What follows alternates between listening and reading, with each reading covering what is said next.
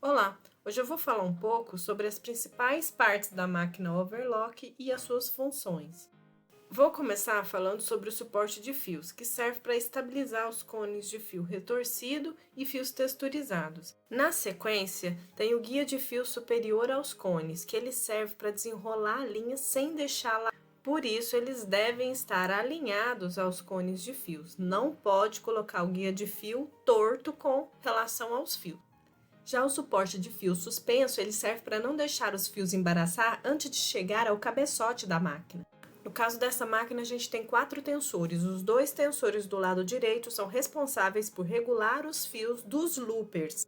Já os 2 tensores do lado direito são responsáveis por regular os fios retorcidos da agulha. Aqui eu tenho o estica-fio superior, que regula a quantidade de fios que vai passar pela agulha. E aqui o estica-fio inferior, que vai regular a quantidade de linha que vai passar pelo looper. Aqui eu tenho o volante da máquina. Esse volante ele deve ser girado somente para trás, tá? Nunca para frente, porque a overlock ela tem o motor que gira ao contrário. Então eu tenho que obedecer isso no momento de movimentar esse volante. E esse volante traz também a numeração para orientar a regulagem do tamanho do ponto.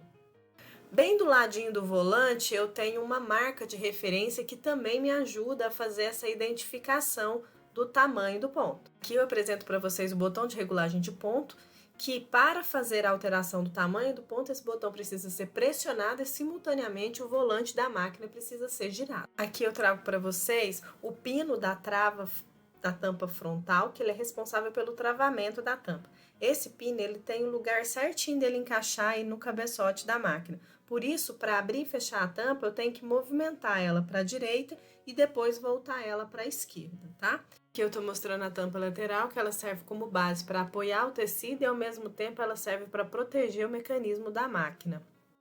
Para abri-la, basta apertar o botão da trava da tampa lateral. E agora, para fechar, é só empurrar a tampa contra o cabeçote até ouvir um clique. Esse é o armazenamento de silicone, que ele serve para hidratar a linha da agulha e evitar que ela rebente.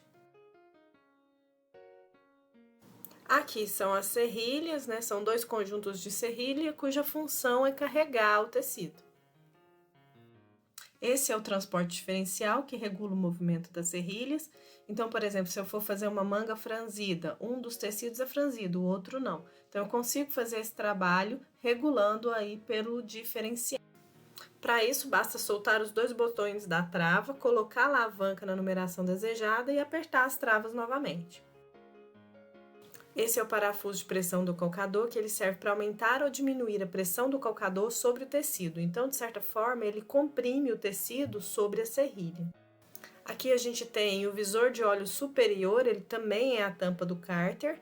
Ele serve para nos apresentar se a máquina está fazendo a lubrificação automática e também se o óleo está na cor, né, que precisa trocar. O óleo tem que estar na cor clara, nunca na cor marrom.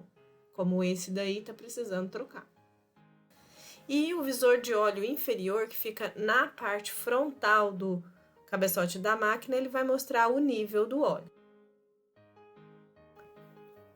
Na máquina overlock, a gente trabalha com os 2 pés. O pé do lado direito, ele é responsável por levantar o calcador. E isso ajuda para que o operador fique com a mão livre para conduzir ali o tecido. Já o pé esquerdo, ele vai ser responsável por acelerar a máquina. Então, ele vai acelerar mais ou menos a máquina, dependendo da necessidade aí do operador. O último botão de liga e desliga. Nesse caso, essa máquina é uma direct drive.